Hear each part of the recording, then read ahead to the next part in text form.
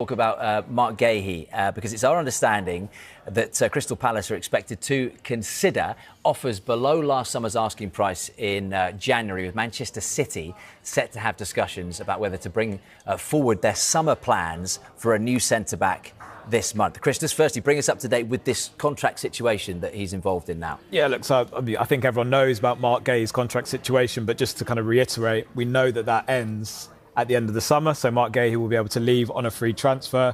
Because we're in January now, he is free to talk to foreign clubs as well, and we know that he's been interested. The clubs that are interested in him are the likes of Bayern Munich, Real Madrid, and others as well. But look, the main two that we've been talking about here at Sky Sports News has basically been Liverpool and Manchester City. Now, with these injuries that Manchester City have suffered in the last week, that's where this interest comes from, and that's where we seem to have seen it accelerate.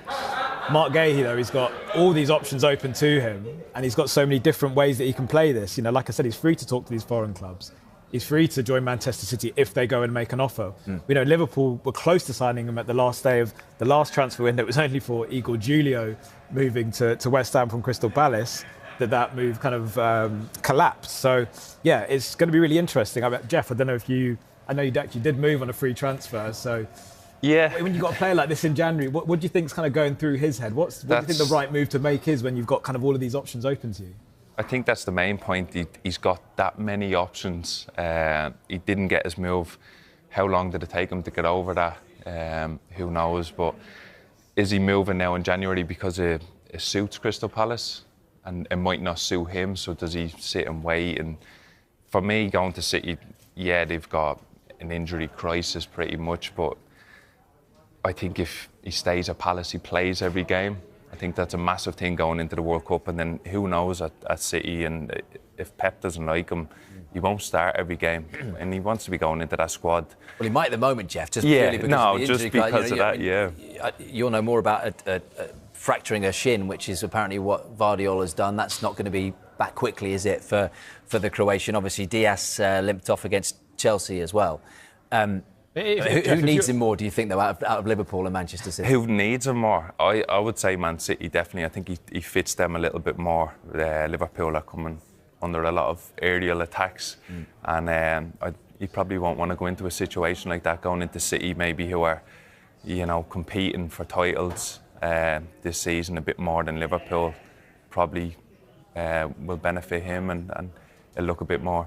Jeff, a little bit better. If you're advising him as his mate or as his agent, what are you saying? I'm not his agent, by the way, just so people know. You're saying free transfer then. But if you're advising him now, like you said, a few months out to the World Cup, City potential Premier League winners, Liverpool, we know how much of a big club they are and what they can do in terms of future title challenges, current Premier League holders. What are you saying for him to do, kind of football terms, but also kind of career terms, financial as well? What kind of makes sense? I think obviously moving, he's going to get financial benefits, but for me, if I was him, I'd be telling him, sit still. You're leading Crystal Palace, you're playing every week, you're in Europe with them. Stay there, and then your options become even bigger and better in the summer. And that's what I'd say to him, yeah. Do you see him, though, sticking around in the Premier League? Because, as Chris has said there, some of the big boys in Europe, all of the big boys, the Barcelonas, the Real Madrids, the Inter Milans, the Atletico Madrids, all interested in potentially starting conversations. And again, the second part of that question, would you then see City try to accelerate this to get ahead of them and say, do you know what, here's 30, because it's still 30 million quid, that's just plucking a number out of the sky. A fee would still be a good deal for City, for Liverpool, for a Premier League team. Of course, yeah, and because he's English, like we've all grown up, and winning the Premier League is that the main thing. But I think we're seeing it more and more now.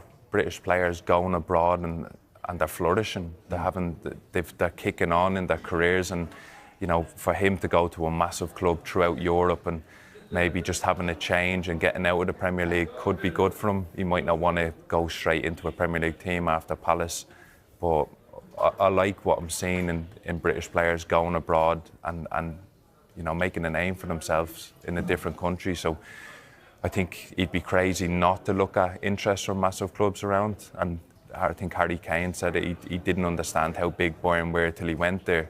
So it could be the same with Marc as well. You find out how wanted you are, don't you, when you're going on a free? I imagine that phone rings a lot more than usual. I wish I was as wanted as him, but yeah, no, I had a couple of offers, and it is tough when, you know, you're a free agent and you're weighing up what is the best move for you, for your career and for your family. So there's a lot of factors you have to key in, but mine wasn't in January as well. I was on holiday getting to make that decision, so it made it a little bit easier being in the sun. Before we move on, from Manchester City in particular, Chris, Antoine Semenyo, we heard Androni Iraola last week in his press conference saying that he expected him to play against Tottenham as well as Arsenal. Makes sense from a City point of view to allow him to play against Arsenal. Good tactics from Pep, isn't it? When do they want him to become a Manchester City player, and how close is that to happening? I think we obviously know the clause comes to an end soon. Bournemouth have got one more game until that clause finishes. So we believe that Antoine Semenyo will play in that for Bournemouth, and then the move to City will accelerate. It's interesting, isn't it, though, because it's another player that Liverpool were looking at. So again, it's that, you know, how are Liverpool going to feel if two of their targets potentially end up moving to Manchester City by the end of the window? I don't know, I'll throw this to you again, Jeff. Semenyo, do you see that as a good fit at City? And again, if you were advising him, you know, Liverpool, Manchester City, where would you kind of see him going? Yeah, it's tough. I really like the player. I've been watching him for a while now, and I think the attributes he has, what he's doing in that Bournemouth team is brilliant, and he definitely deserves his move.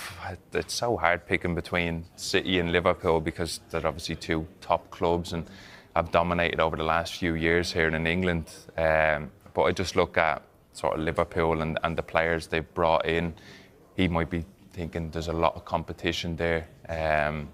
So maybe going to Man City is the perfect fit for him. And you know, I think learning under Pep as well is, who doesn't want to do that? You see the players he's helped improve and made even better. And I think if Semenyo's to go there and improve himself, you know, he's going to be some player when it comes to being the finished article.